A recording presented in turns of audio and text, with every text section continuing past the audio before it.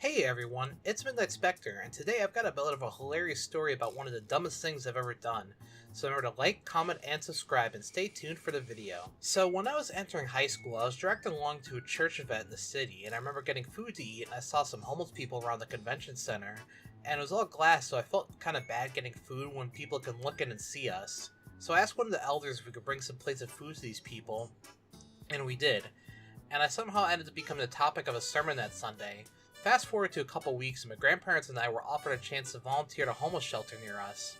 My grandparents and a couple other people would handle the registration, and I would get the kitchen ready and set up the mats for people to sleep on downstairs.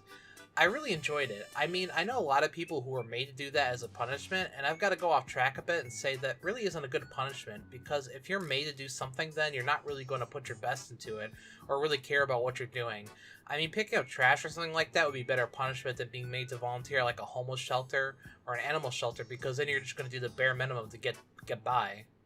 I mean, some people do end up coming around and enjoying it, but most people that I've heard who are made to do it just treated it like a meme. So anyway, I think most people know how gas stoves work. You've got each individual burner, and you hear that clicking noise, which is a tiny little thing that sparks and ignites the gas when it gets to a perfect air-fuel mixture ratio. Well, the place I was volunteering at had this really old industrial stove, and I mean, this thing was longer than I am tall, and it was huge. You could probably fit your stove that you have at home inside this thing and still have room to cook on. However, with this thing being so old, you had to turn on each individual burner for gas and light them. Or the oven too, which isn't too bad. I learned how to strike a match without breaking a head off.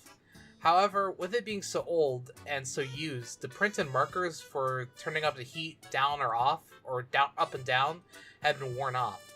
I mean, it stands to reason that it could have been stamped into the steel, but I'm not a stove builder, so I'm not sure what they were thinking. One night, I turned on the gas and lit the burner, and so people coming in could just have pot down and get to cooking. However, I kept smelling gas, which I mean was kind of normal for gas to escape since some would escape when you were trying to light each individual burner, but it just kept smelling it. I called the site manager down, and he looked at the stove and turned a couple knobs and said it should be good. However, it kept smelling gas and it kept getting stronger. So here's where I had a lapse in judgment. I took one of these long communion candles they have at some churches and lit the candle off the already on burner, and I would go around to each individual burner because I knew it would flare up a bit, but I couldn't have anticipated what happened next.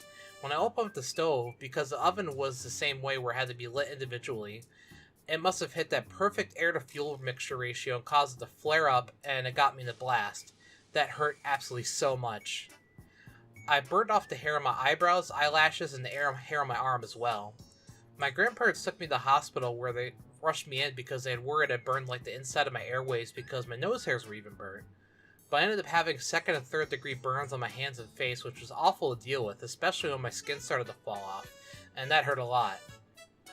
And another thing I would like to add is that there's no wonder why there's an opioid epidemic in this country, because it gave me like a 14 or 15-year-old at the time a prescription for Vicodin, which I mean was great for the pain, but when my prescription ran out, I had terrible withdrawals from it. I felt sick and had a wicked headache that lasted for a week. They really handle things out like candy, because I was given Vicodin as a painkiller for a couple of other things that happened to me in my life, and honestly, I don't really think I even needed that much because I never felt like I was in severe enough pain to take it. Well, I hope everyone enjoyed this week's video, and I hope everyone remembers to like, comment, and subscribe, and stay tuned for next week's video. See you!